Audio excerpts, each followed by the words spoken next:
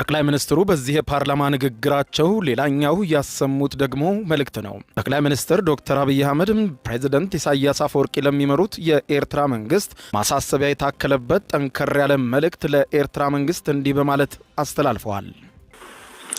የኛ መልእክት ለኤርትራ መንግስት፣ ኤርትራውያን ወንድሞቻችን ናቸው፣ ከነሱ ጋር ውጊያ አንፈልግም። ለኤርትራ መንግስት ያለ መልእክት፣ አንደኛ ጥይት አስተላላፊ አትሆኑ፣ ሀገር ሁኑ። ወደ ጎረቤት ሀገር ጥይት ማስተላለፍ ጥሩ አይደለም። አባይም ጸባይ ገዝቷል፣ የኛም ሽፍቶች ጸባይ ይገዛሉ እና አንድ ቀን ጥይት ሳመላልስ ብሎ ታሪክ ስለሚናገሩ ጥይት ማቀባበል ቢቀርባችሁ። ስለማናቅ አይደለም፣ እናያችኋለን። ህገወጥ የሰዎች ዝውውር ቢቀር።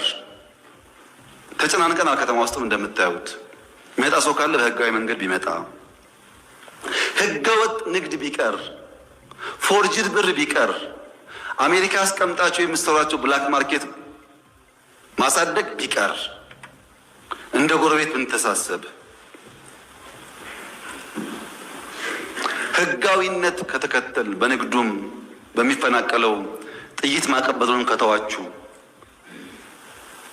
በሰላም አብረን ለማደግ በፍቅር አብረን ለመቀጠል ከምን ጊዜውም በላይ ኢትዮጵያ ፍላጎት አላት። እኔ ልክ እንደባለፈው አሁንም አስመራ መሄድ ፍላጎት አለኝ። ችግር የለብኝም። ምን ከሆነ ትርፍ ካለው ነው። ትርፍ ከሌለው ጊዜ ማባከን ነው።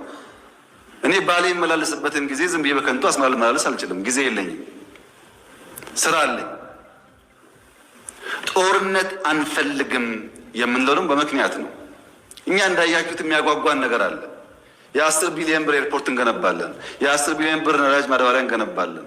የ9 ቢሊዮን ብር ቤት እንገነባለን። ኮሪደር እንገነባለን። ይሄ ሁሉ የሚያጓጓ ስራ እያለ ሰው ጦርነት ሊያስብ አይችልም። ጦርነት የሚያስብ ስራ የሌለው ብቻ ነው።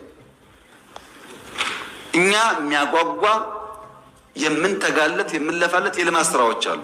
ጠቅላይ ሚኒስትሩ ውጊያ አንፈልግም ባሉበት በዚህ ንግግራቸው ላይ በተከበረው ምክር ቤት ፊት መናገር የምፈልገው ይህንን ነው። ውጊያ አንፈልግም፣ ውጊያው ከተነሳ ግን ውጤቱ የሚታወቅ ነው ሲሉ ጠንከር ባለ ንግግር አሰምተዋል።